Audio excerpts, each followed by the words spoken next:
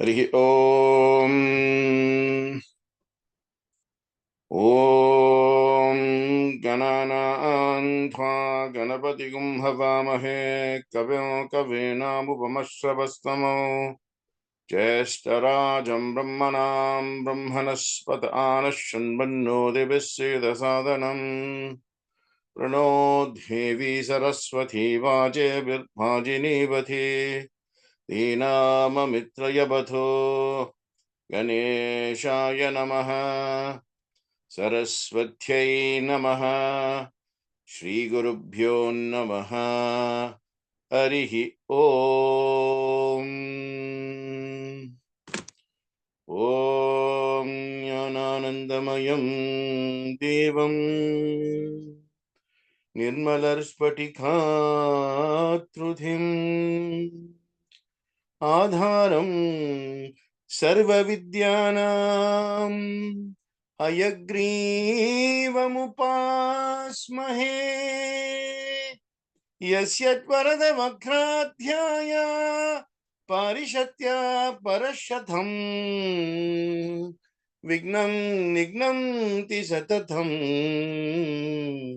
Vishwashremam Tamashraye Guru Brahma Guru Vishnu Guru Devo Maheshwaraha Guru Sakshat Parabrahma Tasmai Shri Gurave Namaha Gurave Sarvalokanam Visaje Bhavaruginaha Nidaye Sarva Vidyanam Sri Dakshinamurtaye Namaha Harihi Om Tat Sat Sri Dakshinamurti Midhe Om Sahanao Bhavatu Sahanao Bhunaktu Sahavidyam Karabhavahai Tejasvinavaditamastu ma vidvishavahai Om Shanti Shanti Shanti Om Partaya Pratibodhitham Bhagavata Narayanena Swayam Vyasena Gratitham Purana Munina Madhya Mahabharate Advaita Amrita Varshinim Bhagavatim Ashtadashadhyayinim Ambhatham Manushandadami Bhagavad Gita Bhavadveshinim Harihi Om Tat Sat Sri Krishna Yarphanamastu Anyada Sharanam Nasti. Sai Ram, Namaskar, Vandanam, Namaste, greetings. Welcome to week 6. We are heading the halfway mark of what is now the 10-week journey.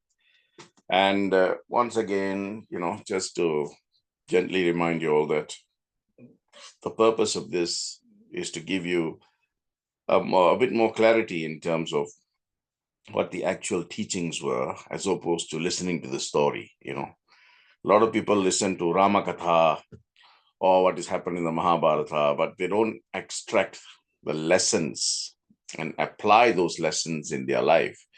And that is very the aim and objective of, all my sessions. So what we're trying to do is, extract the values enunciated through the different characters, or the main characters, the primary characters in Mahabharata, and see what we can learn from them. There are some good characters, some bad characters, and some midway characters. So what we can take from the good, what we can take or can learn from the bad, and what we should know, right, as to when to do, why to do, where to do, and to whom to do, right? Those kind of things. So today we are looking at one of the great characters of Mahabharata, Bhishma Pitamaa, Bheeshmacharyar. We are looking at him. And because he is the son of Mother Ganga, it is apt that I first pay obeisance to Mother Ganga, right? Patito dharini janave gange Pandita Girivara Mandita Banghe Bhishma Janani He Munivara Kanye Patita Nivarani Tribhuvanadhanyaye. Harihi Om Tat Sat Sri Gangaya Namaha. Om Patitho Dharni Jhanavi Gange. It's a fantastic saying. Khandita Girivara Mandita Mange Bhishma Janani He Munivara Kanye Patita Nivarni Tribhuvanadhanye. Right? Basically, it means, oh, Ganga. Another name for Ganga is Jahnavi. Oh, the great Ganga. You are the uplifter of the fallen, right? You maneuver and manipulate your way through the great mountains, of course, Himalayas, cutting through them. And when you cut through them, you adorn them with such beauty. And the second verse, Bhishma Janani He Munivara Kanye. You are the mother of the great Bhishma and the daughter of the great Muni, Jhanu. So she's called Jhanavi, right? You save the fallen and bring prosperity through the three worlds. Patita Nivarani Tribhuvanadhanye, right? So great blessings from Mother Ganga to all of you who are online today following this wonderful series on the key lessons that we learned in Mahabharata. And today we are looking at Bheeshmacharyar, who, to put a brief statement, he is the central figure in the entire epic of Mahabharata. The true statesman, right? Son of a king who obviously took a vow to never become the king first. He took two vows, right? I'll talk about this shortly, but he is renowned for his great wisdom, valor, and unwavering principles, right? Which again, I will talk about what happened in the court of Dhritarashtra, with Duryodhana, Dushasena, and of course the Draupadi. This unwavering principle will come again there. So he served obviously as a supreme commander of the forces, the Kuru forces or the Kaurava forces during the Kurukshetra war. His name was not actually Bhishma. His name was actually Devavrata, right? And of course, he was the king. He was born to the king Shantanu, and of course to the river goddess Ganga, and he was called Devavrata. He was obviously designated to be the heir apparent to the throne after Shantanu. But what happened was King Shantanu took a second, wanted to take a second wife, or someone called Satyavati. And she was the daughter of the chief fisherman. And he was not very happy with that. He said, oh, you have a son already. And, it's not going to be worthwhile for me to let my daughter marry you, because none of her children will never be, because your son will get married. He will get, So he refused to. As a result of that, what happened was King Shantanu became worried, and he became a recluse, right? That's when Bhishma found out that his father became like that because of Satyavati. So he went to the fisherman. He said, look, I am willing to give up my right to the throne. And he took Ganga water and he, swore that he will never claim the throne. To which the fisherman said, well, the chief fisherman, well, it's fine for you to denounce the throne, but what about your children? If you subsequently get married, there will be a problem between your children and Satyavati's children. They will start claiming for the throne, because you are the first son. Your children will have the right to the throne. And that's when he took the second vow of celibacy, of brahmacharya, right? So basically, Bhishma came to him after he took the two vows, right? Bhishma meaning one who undertakes a severe vow. As a result of that, when he brought Satyavati back to his father was really pleased with him, that he gave his son, i.e. Devavrata, i.e. Bhishmacharyar, with Iksha Mrityu. Iksha Mrityu means the boon of choosing the time of death. No one in the entire history, right, in the Hinduism and in the Smritis and Upanishads and all these places, the exception of Markandeya, and I think I spoke about it when I did the Puranas, Markandeya. No one has been given with the gift of Iksha Mrityu, except for Bheeshmacharyar. And that is why he chose his time of departure, from this earth, more to come. But Bhishma also means one who is extreme or fierce, the unparalleled fierceness. And his vow was such, and he stuck to his vow, right, throughout the entire series until he actually passed on Sankranti. He just maintained it, So that's one good lesson to learn from the character of Bhishma, because a lot of us give our words, make promises, and then we sort of, renegade on them. So Deva Vrata also means, Deva Vrata means one who is devoted to God. So that's also a good name. But he has many other names, he's called Ganga Putra, Ganga Sutha, Gangeya, Ganga Datha. All that means son of Ganga. He's also called Gauranga. Gauranga means one who is gifted with a fair body, fair complexion. Then he's also known Shvetavira, right? A white warrior who has mastery over weapons, right? All his weapons are in white color. He's also known as Bharata, right? The descendant of the great Bharat. Mahamahima, great excellency. As Pitamaa, the great father, Bheeshmacharyar means Acharya, means teacher, guru, that. Because one of his gurus, again, Bheeshmacharya is a bit unique because he didn't have one guru like most people. Most people only have one guru. Bhishma had several gurus, and that is why he's called Bheeshmacharya the Great. And one of his great gurus was Parashurama. So he's also known as Parashurama Shishya. Pitamaa, his great-grandfather, father of all, Bhishma Pitamaa, called by both the Pandavas and the Kauravas. So when he was of a right age, Mother Ganga took him away to the different lokas, realms, where he was brought up and trained by many, many eminent sages and rishis and gurus. And then he was returned to Shantanu when he was, of the right age to take over the throne and all that. But then you know what happened, So who are his gurus? Well, firstly, Brihaspati and Shukracharya, right? They taught him Rajanidhi, Dharmanidhi, political sciences, if you like.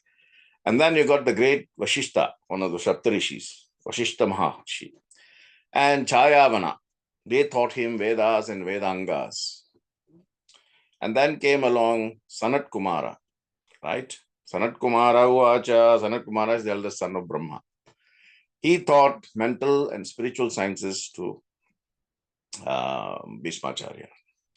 Then Markandeya, of the Bhrigu race, from the lineage of sage Bhrigu.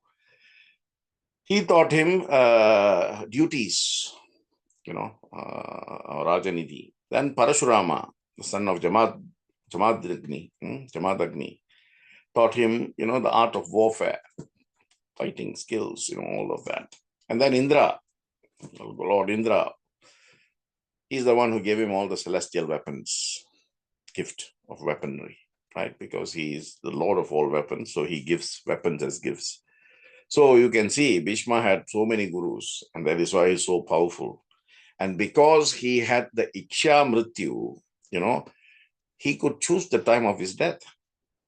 So he was, serving the Kuru dynasty in Hastinapura for several, generations. If I'm not mistaken, 6 generations in total he has been. So hence Bhishma Pitama, right? Now, there's a lot of things that he had done for the Kuru dynasty, right? I mean, his great loyalty and his sense of dharma or duty to the king in power was a continuous, characteristic of his.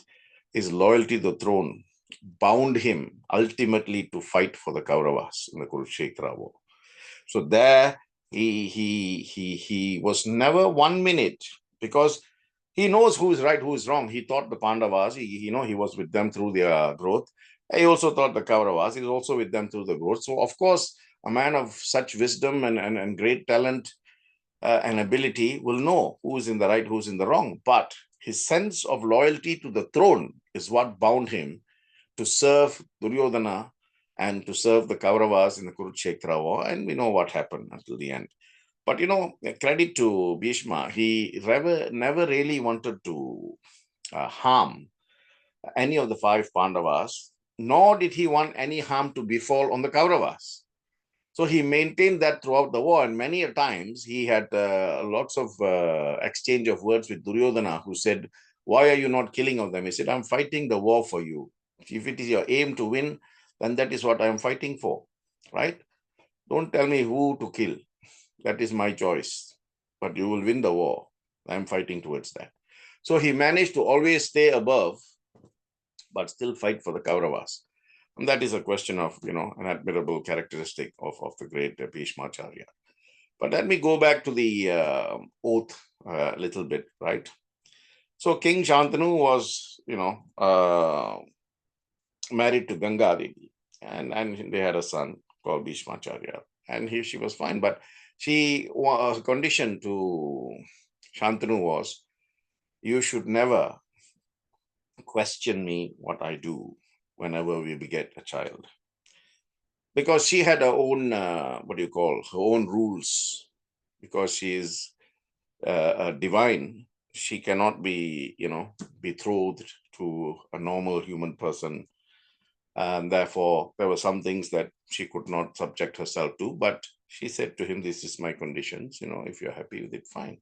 But every time they had a child, and she was, feeding the child back to the Ganga. So once Shantanu raised the question, and she said, you promised never to raise the question. So this child, right, that was the 7th child, and that was Bhishma. So he was given to Shantanu. And she said, that's it, I will henceforth you will never see me in this form, except in the form of water, the river, Ganga. But she took her son and took him to all the, the lokas, Shapta lokas, and each loka trained him separately. So, of course, he came back when he was, of a sufficient age, good enough to take over the throne. And what happened then was Shantanu met this fisherwoman on one of the boat trips. And, he wanted to marry her, but, I told you earlier what the father said. So Devavrata went to the fisherman and begged him for the hand of Satyavati. And then, the deal happened. He gave up his, not just his right to the throne, he also gave up the right to get married and have children. The vow of celibacy, or brahmacharya, right? So he got her married. He got Satyavati married to his father Shantanu, and they had 2 children, right? Shantanu and Satyavati had 2 children, Chitrangada and Vichitravirya, right?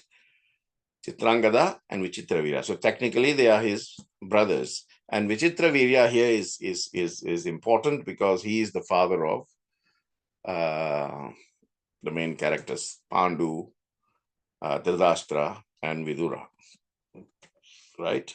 Anyway, so we are coming back to Vichitravirya now.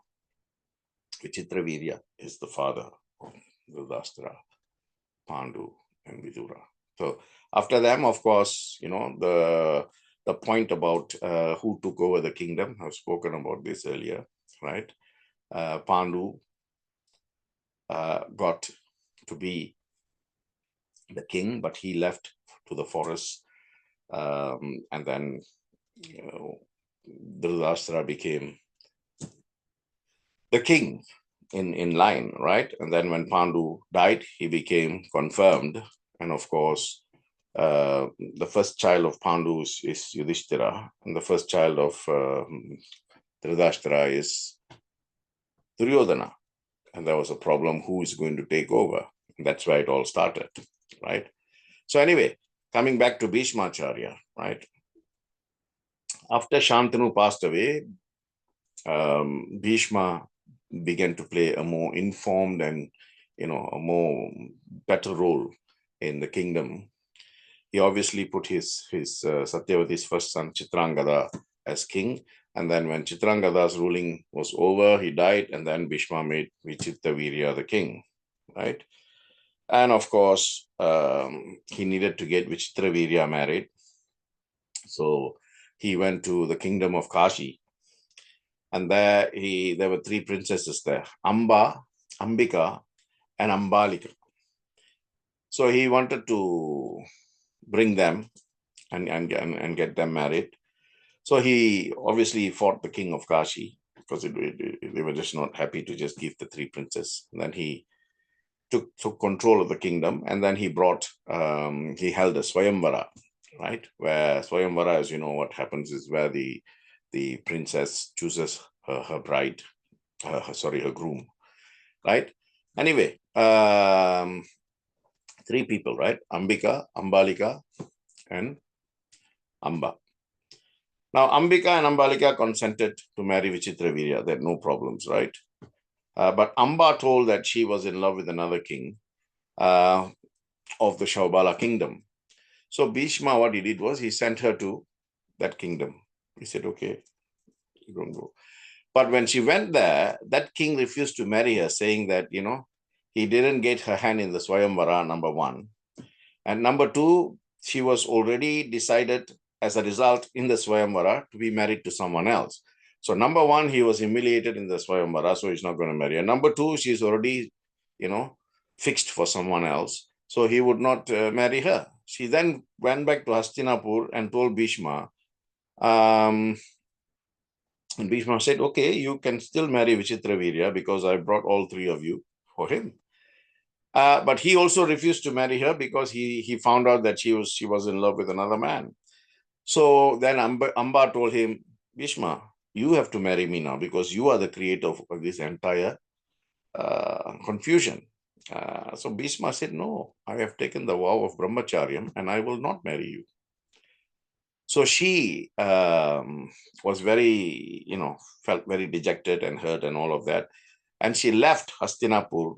She tried to go to other kingdoms and tell the kings to see if they can fight in order to slay Bhishma or put an end to him. But she was not successful. So she went to many, many places. And then in one place, she met a sage. He said, go and see Parasurama. He is Bhishma's teacher. If Parasurama tells Bhishma, then Bhishma will listen to him, right? And she went to see Parasurama. Of course, Parasurama never easily sees anybody. He saw this woman, he continuously ignored her for months. But then every morning when he went to do his Ganga Snana, she was there. So one day he stopped and asked her, and she told him the story. And he said, no, I've got no time for all of this. Bhishma is, he's an individual. But her continuous, determination and resilience in wanting to resolve this her way, finally Parashurama said, okay, I will call Bhishma and tell him. Okay. So Parashurama summoned Bhishma, and Bhishma went to see him. And he told him, I'm your guru. I'm telling you, marry this woman. And Bhishma said, I'm sorry, Guruji, I can't marry her because I have taken a vow of celibacy. I'm a brahmacharya. And he says, I know about your vow, but I am telling you to marry her, And when he refused to, he said, okay, you leave me no choice but to engage you in battle. So the two greats, Parashurama, who was Bhishma's guru, and Bhishma, who was guru to a lot of people as well, started to engage in battle, right? The battle was a great battle, right? It continued for 24 days. And on the 24th day, right, obviously they are both owners of different astras, right? Astras, which is mantra operated, right? So Bhishma wanted to use the Prashvapastra, Prashvapastra. That is so powerful. When he started to chant the mantra, Narada and Brahma all came and said, no, you cannot use this because this will bring the world to an end. And they told Parashurama, you're the guru, right? You should respect and honor the dharma that he has undertaken. So there was a little bit of a peace talk. And Parashurama said, okay, we'll call it even. The battle was declared a stalemate. And then they both left their separate ways. Of course, this further angered and enraged Amba, who decided that she will now take her own revenge. So she did, severe tapasya. She engaged in severe austerities, and finally Shiva appeared before her and asked her, what do you want? And she said to him, I want to be the one who kills Bhishma. And he said, okay, you will be not in this lifetime, but in your next lifetime, you'll be reborn, and you will become instrumental in Bhishma's death. And true enough, when he said not in this lifetime, the next lifetime, what she did was she made a funeral pyre of woods. In the fire, she, submerged herself. And years later, she was born to King Drupada. Drupada is Draupadi's father and Drishtadyumna's father, the one who killed Dronacharya, Dronacharya. So she was born as Shikhandini. Shikhandini was born as Draupadi's sister. And she never really lived her life as a princess. She was always behaving like a prince, So she dressed like a prince. She learned the martial arts, the war, and everything like this. And of course, every war that was fought by King Drupada, both Drishtadyumna and Shikhandini went, but Shikhandini obviously went in the guise of a male, right? So coming back now so just remember that Shikhandini is already reborn and she is Drupada's daughter and she's there. So her role will come again during the Kurukshetra war. Okay. Now, Vichitravirya, he married the woman, but he, for some reason of health, he died of illness and there were no children. So Vyasa was called in again and he did, the Niyoga Tantra. He used that. And as a result of which, 3 princes were born, right, to Vichitravirya. Dhritarashtra was born to Ambika. Pandu was born to Ambalika. And Vidura from, a maid in the household, the prince, the palace household. Therefore, he then, of course, they all grew and, Bhishma trained all of them. But Vidura was the most balanced. So if you're talking about, the energies, right? So Vidura was Sattvic energy, if you like. So you can compare it. Dhritarashtra was Rajasic. And of course, Pandu was Tamasic, right? So in that sense, of course, the story of Pandu. He goes into the forest and then, he dies. And then Dhritarashtra becomes king and made, obviously, Duryodhana, his heir apparent. He then arranged for Dhritarashtra's wedding to Gandhari, the princess of the Gandhara kingdom. And he also got, Vidura married. He also got Pandu married to Kunti and then subsequently Madri, right? And then, of course, he also engaged Dronacharya to come and teach the princess. Okay, so that all happened. And of course, now we come to the next stage where we're talking about the Kurukshetra war. Okay, so Kurukshetra war, we all know that Bhishma was, for example, the great supreme commander of the Kaurava army. And at least he fought gallantly, gallantly and valiantly he fought for the 10th day, until the 10th day, when of course he was, felled. One of the most powerful warriors And the first thing he did was, when he, before the war started, he said, I will not allow Karna to fight under my command. And Duryodhana agreed. He thought slowly he can convince him. But for the first 10 days, Karna did not fight. Bhishma was in command. Then when Bhishma died after not died, but he was, felled, and he lay on a bed of arrows, Dronacharya took over, and Duryodhana managed to convince him to allow Karna to serve. And that's when Karna actually started fighting. Okay. So the point is, I said to you earlier, Bheeshmacharyar did not, because he loved his great-grandchildren very much. He loved the 5 Pandavas. I was very affectionate towards them. And of course, he had the same sense of feeling towards the Kauravas. So deep within himself, he didn't want to kill any of the Kauravas, nor did he want any harm to befall on the. So he was killing everybody else except them. And many a times they had quarreled, Bhishma and Duryodhana.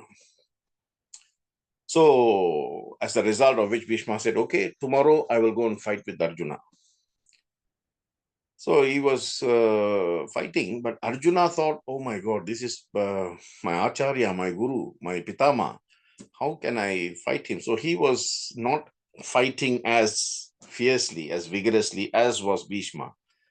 And Krishna tried to tell Arjuna, remember on the first day itself, Bhagavad Gita was there. Krishna gave the entire, chapter verse to Arjuna. And again, this is repeating a few days later. So Krishna said, if you are not going to fight, I will renegade on my vow and I will go and fight this guy. So he came down off the thing and he took a wheel. Krishna has got this Sudarshana Chakra, right? If he uses the chakra, finished. That's the entire annihilation, everything. So he took a wheel. And when he took the wheel, both Arjuna and Bhishma surrendered and said, no, you cannot do this, And then Krishna said, if you don't want to do, then someone has to do it. It is me. And then somehow, he was managed to, Arjuna managed to pacify him. And then Arjuna said, okay, I will fight. And then the battle started. And then the sun set. And then they went off. And Krishna said, you cannot fight Bhishma. You just can't fight and win him. We have to look at it in a different way. So herein comes the strategy, right? So Krishna told Arjuna, you are perhaps one of his favorite, not the favorite. Go and talk to Bhishmacharya and ask him, what is the best way? What will make him fall? So Arjuna went, visited Bhishma and said, just give us a hint. This is when Bhishma said, there is someone who took a vow against me, in your father's time. And this lady is called Amba. So if anyone comes and fights me in the war and they were previously born as a female, then that is the person who would be able to, because I've taken a vow never to fight a woman. So I will lay down my weapons when I am faced with a woman. So the great strategist Krishna, then he found out that Shikandani was there, Drupada's daughter. So, and every day she was fighting. So on the 10th day, they brought her. And when she faced Bhishma and she took off and she was a female, Bhishma laid down his weapons. That is on the 10th day, right? Shikandani is the reincarnation of Amba. And she fired the first arrow. And of course, Bhishma was, Nirayudapani. That means one who has laid down all his weapons. That hit him, right, in the heart. After that, obviously Krishna said, now attack him. So he was felled, and leaving him lying on a bed of arrows, a volley of arrows, man, boom, boom, boom, boom, boom, like that, right? 58 days Bhishma spent lying on the bed of arrows. And in that 58 days, every day he used to counsel. Now, the war was only 18 days, but he was there continuously, right? So every day they used to come and see him, right? He was offering counsel and he was saying a lot of things. I made mention of this on the first day when I was starting, right? I said on the first day of the Mahabharata, the Kurukshetra war, right? Bhagavad Gita was born. On the last day, on the 18th day, when the war ended, Vishnu Sahasranama was born, right? Was given to Yudhishthira. And so two great things have come out of this Kurukshetra. One is the Bhagavad Gita, right? And just to remind you all, I've done all the 18 chapters. It's there on the YouTube channel. So if you are interested, you can go and see those videos there. But he waited. Remember, he's got Ikshamrityu, right? Ikshamrityu means you can choose the time of death. So he waited for the auspicious Uttarayana, winter solstice, right? And he waited on that day. The sun started to go northward. Uttarayana means 6 months south, 6 months north, right? Winter solstice, the winter solstice and summer solstice, right? But he was there on the bed of arrows for so many days, teaching them all the dharmic qualities, because, he was trained by so many gurus. So he had such a vast amount of knowledge and wisdom to give away, right? The day he died is celebrated today, until today, as Bheeshmashtami, right? It falls on the 8th lunar day of the month of Magha, which normally is between mid-January and February. And that is the day of Makara Sankranti as well, mid-January. Now, on one of these days, his head was, his entire body was on the bed of your arrows, but his head was, and he said, I need some support for my head. So everybody brought pillows and things like that. And he called Arjuna. He said, only you know what kind of support I need that fits my stature as a warrior. So Arjuna put 3 arrows, right, that holding his neck upward like that. And then he said, I'm a little thirsty. And Arjuna took 1 arrow and hit the ground. And it is said that Ganga herself arose to quench her son's thirst. It's the desert. The fighting was, in the Kurukshetra battlefield. 1 arrow, boom, and Ganga came out and quenched her son's thirst. And there he lay for so many days, right, until the time came for him to leave. And he gave so many meaningful discourses and instructions to Yudhishthira on how to be a statesman, how to be a king, how to observe dharma, So he told of Dharma Shastras, he taught everybody that. And he taught the 5 Pandava brothers, and of course, the day happened when, of course, he had to go. He left his mortal coils. Until today, we celebrate something called Ekadishta Shraddha, for many generations. And there is another thing that is celebrated in some parts in India. It's called Bhishma Panchaka Vratha, right? Bhishma Panchaka Vratha means fasting is done for 5 days in mostly Vishnu temples, right? More in the north than in the south. And then it starts on Bhishma Ashtami, right? Ashtami, Navami, Dashami, Ekadashi, Dwadashi, 5 days. This is called Bhishma. Ekodishta Shraddha Panchavak Vratha. Now, what can we learn from the great Bhishma, right? The great Bheeshmacharyar. What does he represent? Well, he represents many things. But one of the things he represents is devotion. And every day he used to go and do Surya Namaskar using his mother Ganga, right? So it's a yogic virtue. And he took the vow of Brahmacharya and led a normal life. Of course, he was a statesman. He was the principal advisor to the Kuru dynasty in Hastinapur, all of that. But his role was always being there for someone else. So his entire life was lived in service. And, Swami says service to man is service to God, like that. And of course, he had extraordinary strength. The strength was not only in terms of his valor, his fighting capacity and ability, but also his wisdom. Great, extraordinary strength, extraordinary wisdom, expertise in weapons. Whatever he learned to be the best in it. So that is a lesson for us, right? Whatever we want to do, we have to become good at it, right? Why was he so powerful? Because he had the Iksha Mrityu. He is indestructible, right? And in that indestructibility, he built in, knowledge and wisdom. So what can we learn? Immortality is not for everybody, to some, and he used it to the best of his ability, and he used it until he wanted to go on that day, right? And that is why until today we celebrate that. So strength, wisdom, expertise in whatever he did. And of course, he was blessed with so many blessings from different gurus, isn't it? So it's always good to go for blessings of the great gurus. And wow, we take vows sometime.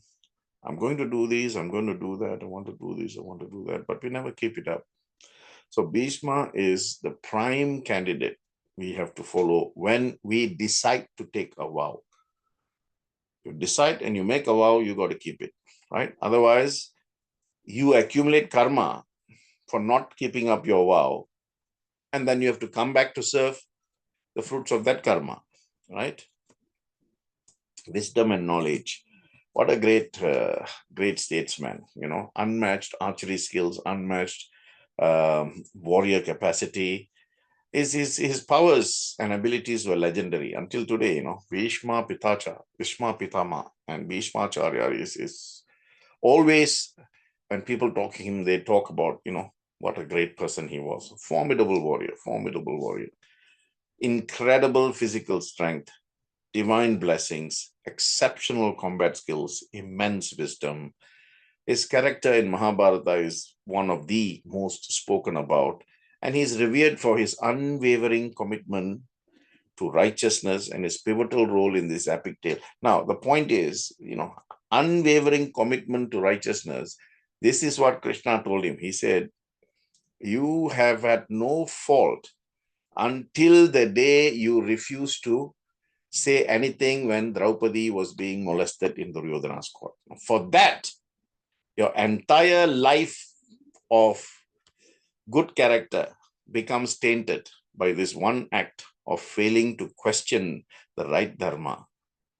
So you would have to face the music for that. And that's what happened,